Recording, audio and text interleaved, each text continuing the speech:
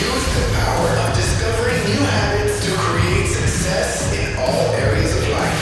Body, fitness and nutrition, being, spirituality, passion and purpose, balance, marriage, kids and relationships, business, marketing, sales, leadership and systems. Transform your life by learning how habits work. And now your host, husband, father, entrepreneur, trainer, coach, and warrior, Jesse Ewell.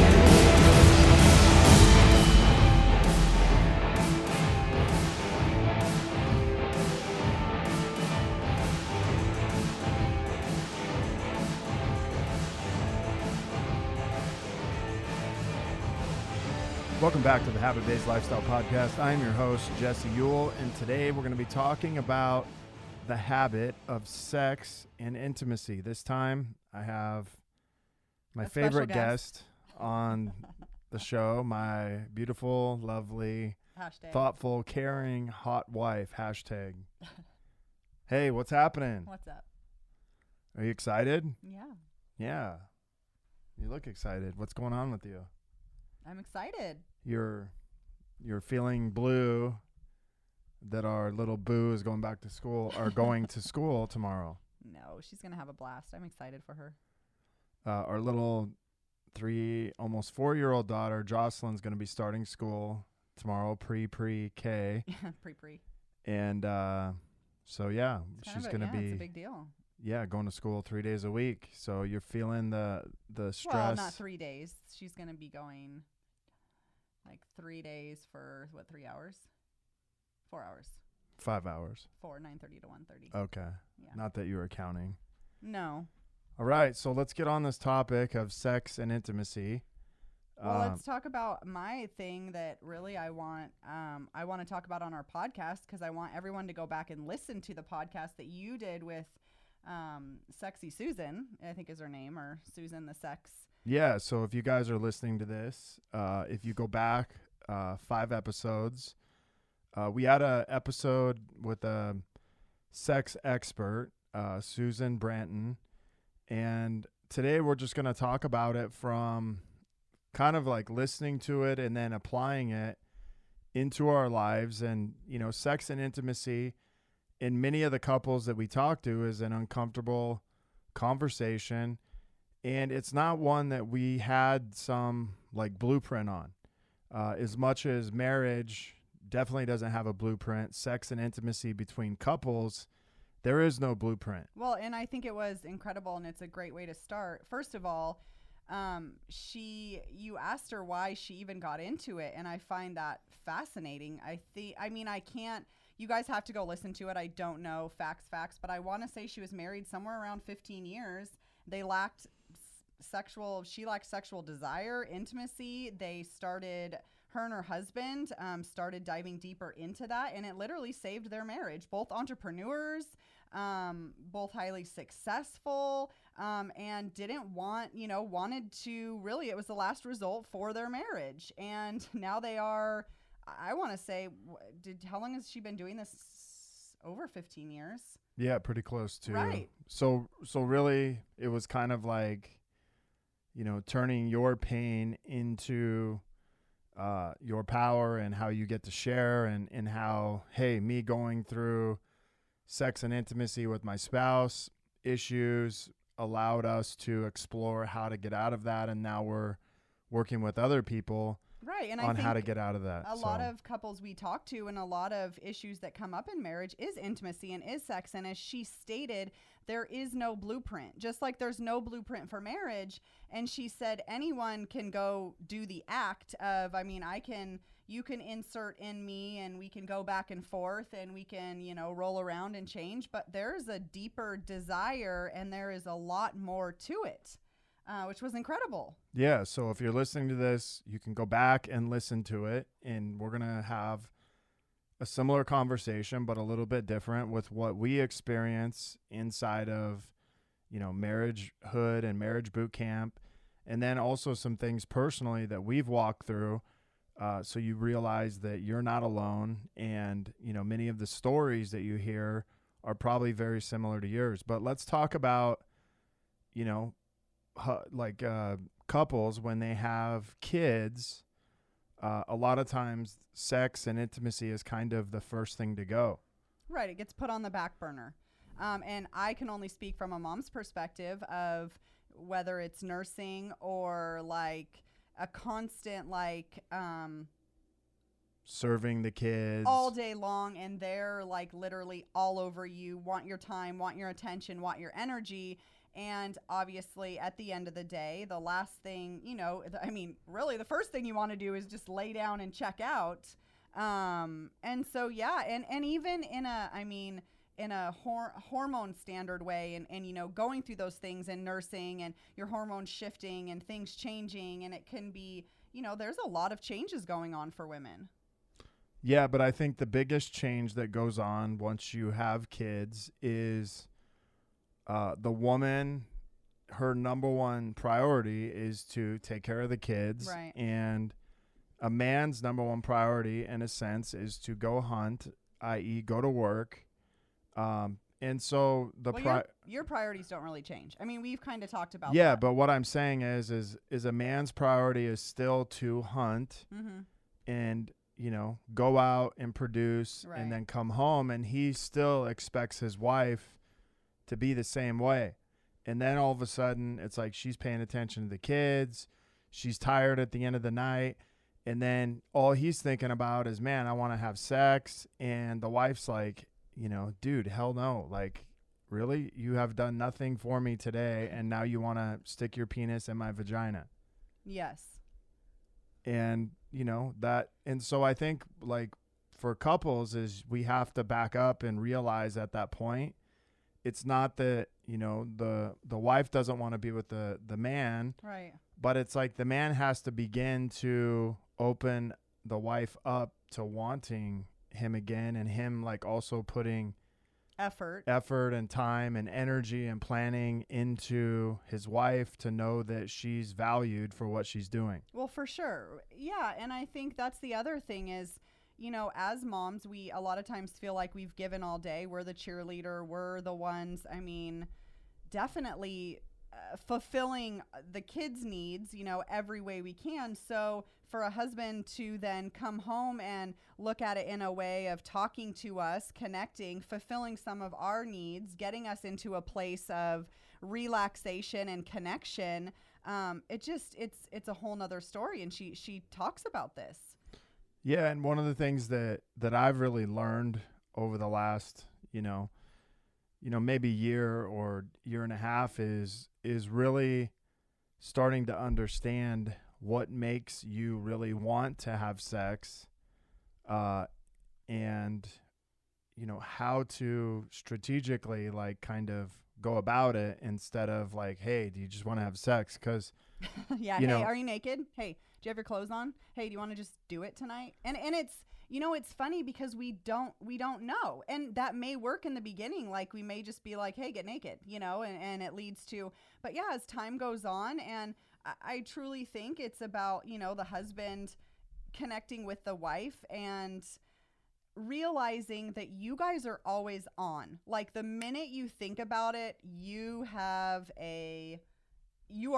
on, and it's like, okay, let's just go. But it takes us a lot of times, not all the time, a little bit more time to get to that place, and to get our thought process and to clear everything out of our mind to get to that place, to really go there in a sense. And one of our biggest things, we a lot of times talk about is the man really wants to feel wanted and loved. And we talk about, even initiating and who's one to initiate. And a lot of times in our marriagehood, this comes up, and it's actually a common target that they set, that, okay, I'm going to initiate this many times a week and you're going to initiate this many. But it was really interesting listening to Susan share that the masculine energy is really the initiator because you guys are always on. And it's crazy because us women, and I've talked to many of the women, it's almost this guilt we feel for not initiating, but it's almost like we really have to work at it. And we're going to do it, but it's just different. It's like we have to really turn this switch on and be like, all right, here we go. You know, we have to really walk through this. But for the man, it's just different. And it's almost like, I think as a woman, we want to be taken. We want to be, seduced. We want to be,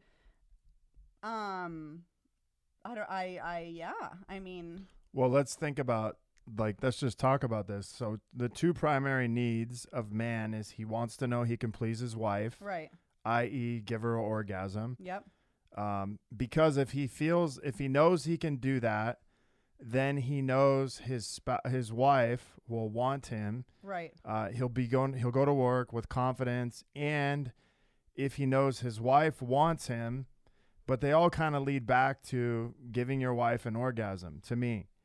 And if you can't do that as a man, then in some ways, like, you lose confidence in how you show up in the bedroom. Right. And so a lot of, this conversation is about, I would love to have you initiate. The reality of it is it's an expectation that maybe I would carry around, but like, this is like a myth that men actually think their wives are going to initiate. And they just don't do it on a consistent basis. Maybe some women do, but the majority of women don't do that. Now, I would say 5 or 10%, maybe the other way, but 90% of women will not initiate.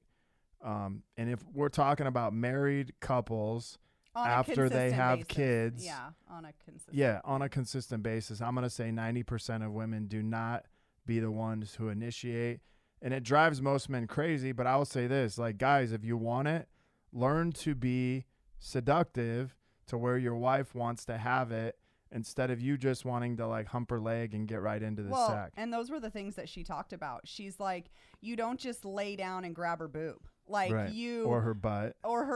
And like, even though the minute you get hard, you're like, oh, I wish she'd just grab my dick. And we're like, no, like, that's not even. So let's just lay off the two B's, the butt and the boobs. Well, I mean, lay off for a little bit, like, right. Start with something else. Like, you start with a conversation. And she even said, like, whatever's on her mind, you kind of get out of her mind so she can go to this other place. And I don't want to forget, and I want to touch on this, but you talk about how the man, like, his ultimate goal is this orgasm. Right. So it's crazy how it depends on, I think, the night or what has gone on. But for the woman, there's a lot of pressure to then have an orgasm. And a lot of women, I mean, there's a lot that goes into that.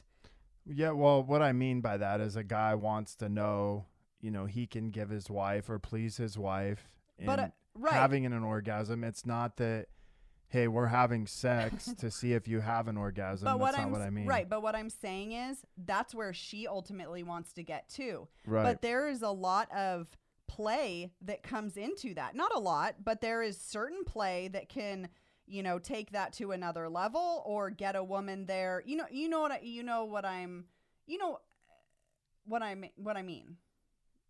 Yeah, I know what you mean. Okay. So I'm just saying, for a woman who, tell me more. Like, if a guy's just jumping on top and it's like, okay, let me finish. Okay. Your ultimate goal is for me to have an orgasm. Like, for a lot of women, and depending on hormones, like whatnot, or position, or it doesn't just come in a minute. It takes a little bit longer. Yeah, like, you need to be revved up and kind of oiled up. Definitely. So what I'm saying is it works for both in that situation, because at the end of the day, we both want that.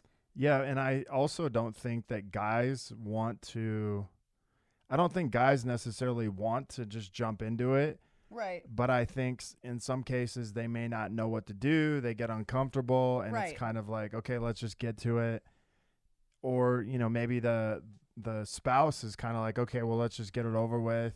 Which is sometimes like the quickies, that's there's yeah, always. But in the reality of it is, like, I'm not a huge fan of quickies as much as I would rather, and it doesn't mean that I want to just sit there for an hour every time, but it means that I want to put in the work to satisfy you instead of, you know, a lot of times, you know, hey, we do a quickie, and then it's like, oh, okay, now like Well, it just didn't really make me feel any better in a sense. Well, sometimes in the morning when you're like off to produce and it's like, hey, Yeah. I just need like I need that accelerator. right, It's like that a shot. Yeah. But so there is totally different, obviously. Right. But the majority of the time I would much rather Put in the work. And hey, put in the work and both of us benefit. right.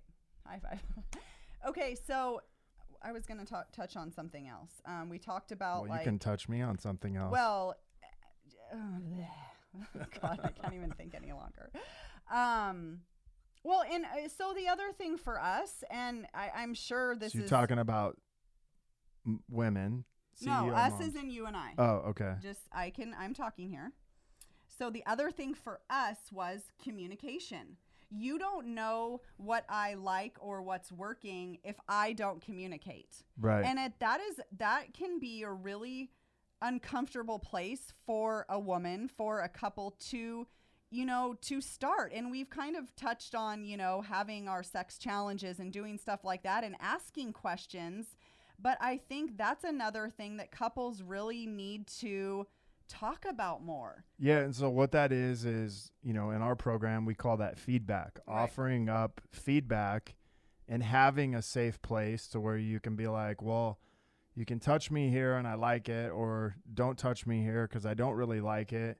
And just having that safe place to be able to communicate that goes a long ways. But if, you know, if Katie was like, hey, don't touch me here, and I was sensitive to that, then that kind of shuts down anything that we're doing. And then it makes her not want to open up, and it makes me not want to, you know, try other things. And so, Well, this is what I would say. I don't want to lose this is in the act.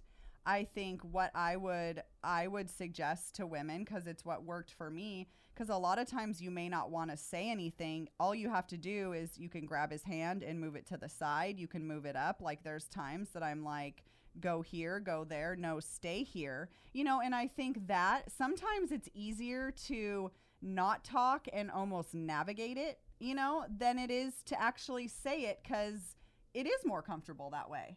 right. And it's not as big of a deal. Right. And it's kind of showing you. Right. Yeah.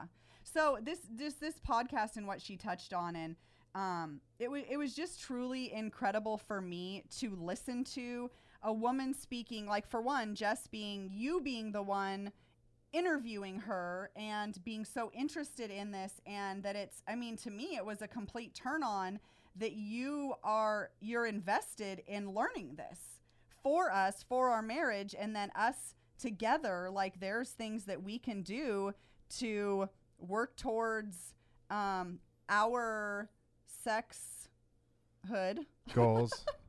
our sex outcome. habits. And also the other thing that I thought was incredible that I shared with some girlfriends was the more comfortable and confident sex is, the more you want it. The more comfortable it becomes to have it more often, you know? But when you're, for instance, the woman struggling with a position or an orgasm, or a husband struggling with getting her there, and the lack of communication, it kind of puts up a wall to have sex. Yeah, or even a husband not being able to have a full erection. Right. Maybe a husband not feeling like he's confident in giving his wife or in pleasing his wife. Or pain, you know, there's a lot of things that I have talked to women and girlfriends. They're just like, oh my gosh, it just hurts, so I don't want to. And it's like, I mean, talk about that, share that. But it's such a hard, tender place to go a lot of times. Yeah, I would say, you know, for this, if there's couples listening to this and some of these things resonate with you, you know, realize that one of you is probably going to be the initiator. Yes. And it doesn't mean the other person doesn't want it. It just means that you're going to have to learn about seducing the other one into wanting to have sex. But it also means that you're going to have to start doing some planning and preparation involved. one of the things that we've started doing, and we've even started incorporating into marriage boot camp, into our marriagehood group, is having a weekly play date where it's like a scheduled day or scheduled night where you have sex, sort of like a date night. But the point of it is to have fun and to do something different. It's not to just go up in the bedroom and lay in bed and have sex and then go to bed. It's to actually like plan some stuff out. It's to put it on the calendar, but it's still, you know, to be spontaneous and to have fun. Well, and you know, one of the things we also do, and I think it's really connected us and our couples, and it's fun, and it almost gets you to this place of, I mean, it's almost this out of body experience, but it's the soul gazing. And it's literally, we have the Juve light, which is a red light, in our bedroom, and we sit in front of each other with our clothes on, not naked yet. And we look in each other's eyes for 2 minutes. We just look at each other and I mean, just quietly. And it's pretty incredible where that takes your energy without touch, just looking. Yeah. So let's think about this. So intimacy is into me, you see. Right. And that is really what intimacy is. And so soul gazing is a practice that we do where we teach this. But again, like we do this in our bedroom, we have a red light. It's like the red light special, like the old TLC song. But as funny as it is, it's like that 2 minutes is where we begin to connect on a completely different level. Like I said, into me, you see. And if you think of intimacy, that's what intimacy really is, not into me, you know, with You like put your penis. penetration. It's, you know, into me, you actually see me at the soul level instead of seeing me at the penis level. Right. Well, and the other thing too, I think, as we talk about, you know, maybe your day at the office and what you've walked through, and then me with the kids and coming home and putting them to bed. And it's like this energy that just, it connects. So it strips away all that stuff that you've dealt with that you're kind of wearing, and it brings the two energies together to kind of just like dance, but in a very, well, let's be honest, soulful like, way. you know, for a masculine and feminine, like we have to learn to kind of dance to make things work. Otherwise, it's like we get stuck in a place where we're like not moving, but it's like, you know, it feels really hard to move. And then it's like, okay, we shift out of this, and all of a sudden our energy begin to kind of dance around and move with each other again. But there's times where it feels like we're dancing, and there's other times where it's like we don't know how to dance. Well, right. But I truly think, like, in the looking in your eyes and just quiet, like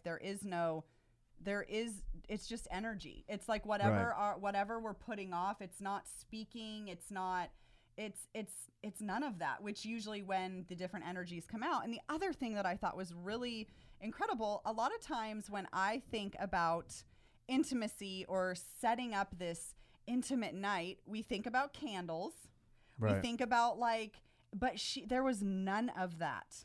And I was like, wow, like we really don't need those things. Yes, they're like added, but there's so many other levels of intimacy that can lead you up to, you know, having an amazing Night, sex night, play date, making love, like connection. Yeah, it was just an incredible podcast, and we're really just starting to practice some of, I mean, she has daily things you can practice. I would go and listen to it literally by the end of this podcast, no joke.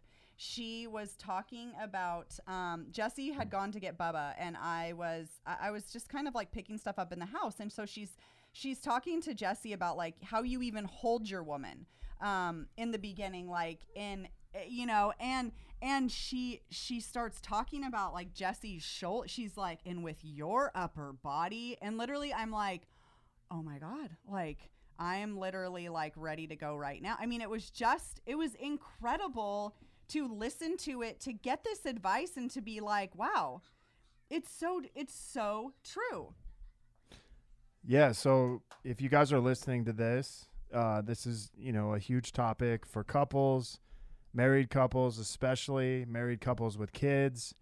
And this is something that comes up all the time in our groups. And it's really a place where, we haven't gotten super comfortable talking about this as couples, but we want to continue to open up the conversation and open up dialogue to make it okay to talk about this. And the other thing that I'll say is this: just because you have sex doesn't mean that you're being intimate with your spouse. And it doesn't mean, just because you guys are doing penetration, sometimes we may call that vaginal masturbation, but well, and even if it doesn't feel like a connection, there is a way to get that. And I know, Jess, we tend to talk about couples, but I have girlfriends that also want one day to meet their significant other, and they're definitely into their feminine side, and so this doesn't have to be you don't have to walk through this or listen to this podcast just if you're married or whatnot. There are men and women who would benefit single just by knowing these things, which I think is absolutely incredible. Yeah. So do you have any final words? You always do this. Well, what about your final words? Maybe you should have some today. Yeah, I like yours. I just think, okay, I got one. Oh. Instead of, getting right into the act, if you're a male, or, maybe you're a supercharged, female, and you like to be the one to initiate, take some time to slow down and really get to know or find out what your spouse really wants, how they want it, and what they like before. It's kind of if I know what my wife wants, it's much more easier to give that to her than guessing. And when it comes to sex, nobody wants to guess. We want to know exactly, what you want, where you want it, how you want it. And that way I can deliver that, in a way that you want it, instead of trying to guess. Right. At the same time, this Susan, the sex expert who knows these things, sometimes it is getting advice from someone else and trying them and seeing, also try things out. I may not know what she's tried and how she's gotten, again, there is no textbook. So getting advice from someone else and trying it, be open to that as a married couple. And yeah, just kind of try it on. And just know that you're not alone. And right now, if it feels like it's just an act, or, oh my gosh, I have no idea even where to start, just start where you are and have fun and do some more exploring. And again, I truly believe for the woman, there has to be connection prior to, there really does. That's when we want to be intimate. So holding your woman, talking to her, yeah. Oh my communicating. Gosh. There was this thing that you and one of your guy friends had come up with. This is years ago now, and it was TTF. Oh, talk, touch, fuck. Yeah. Yeah, which is interesting because and not just hey, how was your day? And then grab her boob and then, but honestly, a good 30 minutes, heat her up, rev her up. You guys like your sports cars. The more revved up you can get your woman, the better it's going to be for you. The engine runs better if it's lubed. Get her lubed, get her revved up, and then ride her. Ride her, huh? that usually you ride the guy or the guys. Women ride the guys. Men don't usually ride the women. I think men could ride women. Okay, well, we can figure that one out. It doesn't have to be laying down. It can be riding, and I'm talking different types of riding. Oh, okay. Yeah. I'm gonna have to explore this type of riding. All right. So, well, thanks for being on here and talking about this and getting me all worked up for tonight. And if you guys don't know, if you can't find the podcast, send Jesse a message. If you have any questions, whatever, we're open. So. If you guys are looking to connect further with a group of like-minded people, join myself and so many others in the Habit-Based Lifestyle Secrets group where I will be dropping daily habits to help you live your full potential. If you want to be one of our next case studies and begin living this habit-based lifestyle, feel free to reach out to me, Jesse at habitbasedlifestyle.com. Until next episode, have a great day.